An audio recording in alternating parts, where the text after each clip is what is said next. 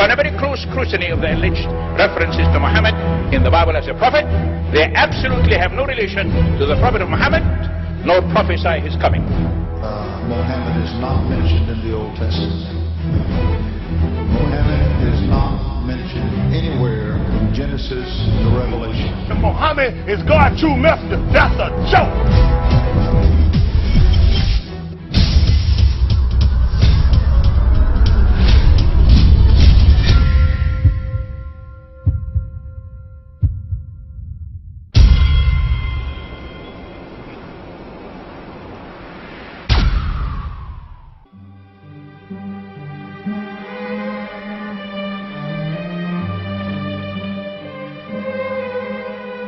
Lo, we inspire thee as we inspired Noah and the prophets after him, as we inspired Abraham and Ishmael and Isaac and Jacob and the tribes, and Jesus and Job and Jonah and Aaron and Solomon, and as we imparted unto David the Psalms.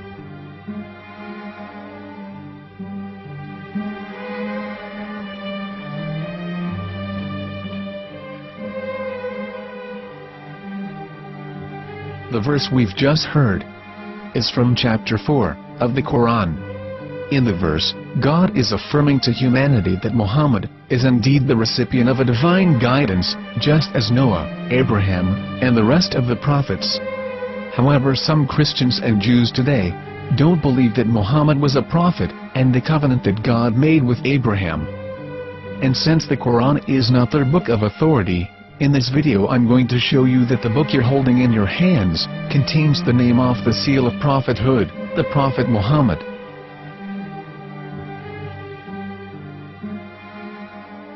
As known, the Old Testament was preserved in the Hebrew language.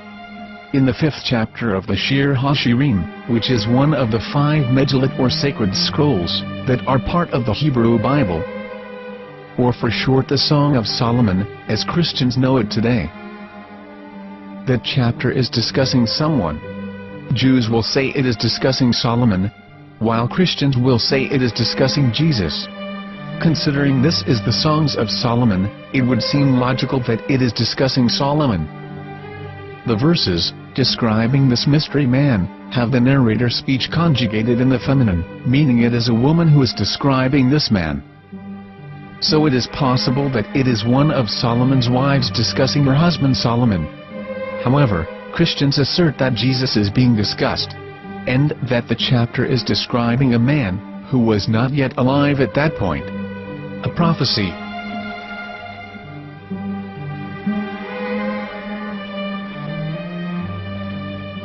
In reading the English translation of Song of Songs 5:16, it finishes the description by saying, "He is altogether lovely," but what most people don't know is that the name of that man was given in the original Megillat.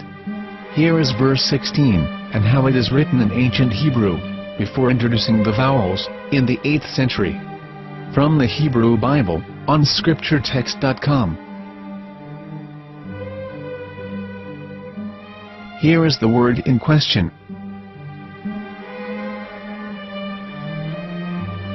This word is made of 4 letters. Mem, Het, Mem, Dalet.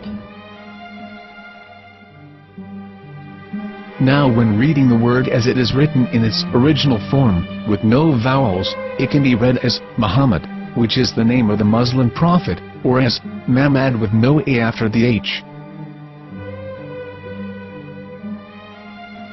According to Ben Yehuda's Hebrew English Dictionary, it is correctly pronounced as Muhammad, not Mamad. So how we're going to know for sure if it's pronounced as Muhammad, the Muslim prophet, or as Mamad, a random Hebrew word? The only way is to give the verse to a rabbi and say to him, "Please read." Here is the Song of Songs 5:16, and how it is read by a rabbi from a Hebrew Jewish site. Please notice, the im in Hebrew is a plural of respect. Hiko mamtakim vechullo mahamadim ze dodi vezer'i benot Yerushalayim. Hiko mamtakim וכולו מחמד, מחמד, מחמד, מחמד, מחמד, מחמדים. זה דודי וזה רעי בנות ירושלים.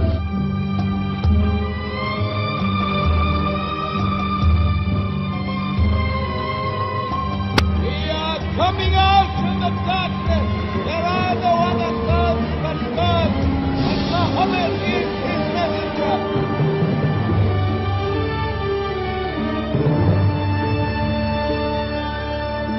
Let the world hear. חיכו ממתקים וכולו מחמדים. זה דודי וזה רעי בנות ירושלים. חיכו ממתקים וכולו מחמד, מחמד, מחמד, מחמד, מחמד, מחמדים. זה דודי וזה רעי בנות ירושלים.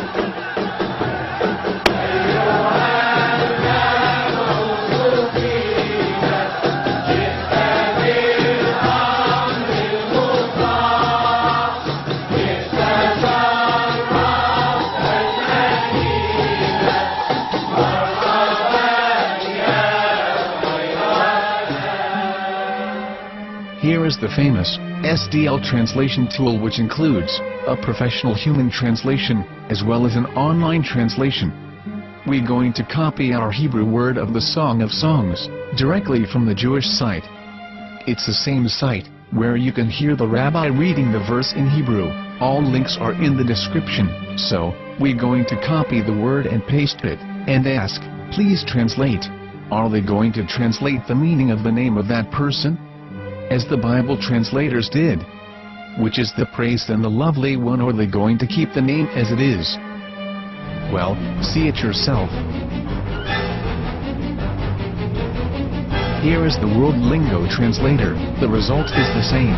It's Muhammad. You have no right. You have no right to translate names of people. Anybody. Your name should be retained. Mr. Black is Mr. Black, though he's white. You have no right to translate names of people. But they have been doing that. Muhammad ibn, they translated as altogether lovely. But the word Muhammad in the Hebrew language, the word Muhammad in the Hebrew language.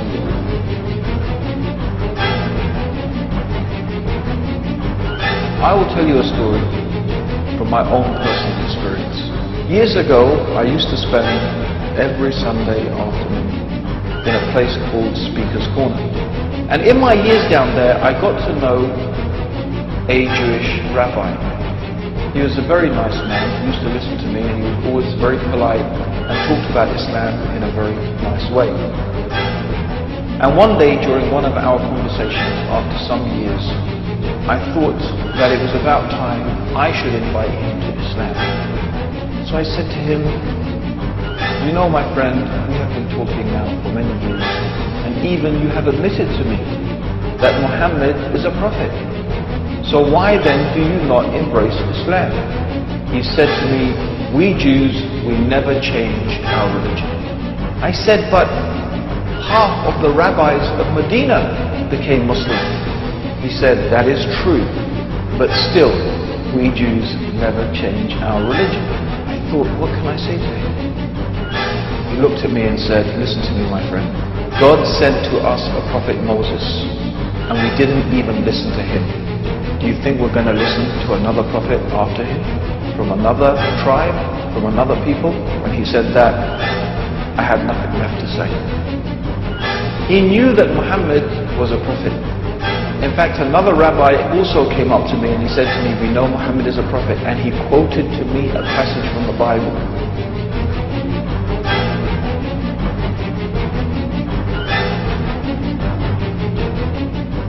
You and your f***ing Jesus, you kiss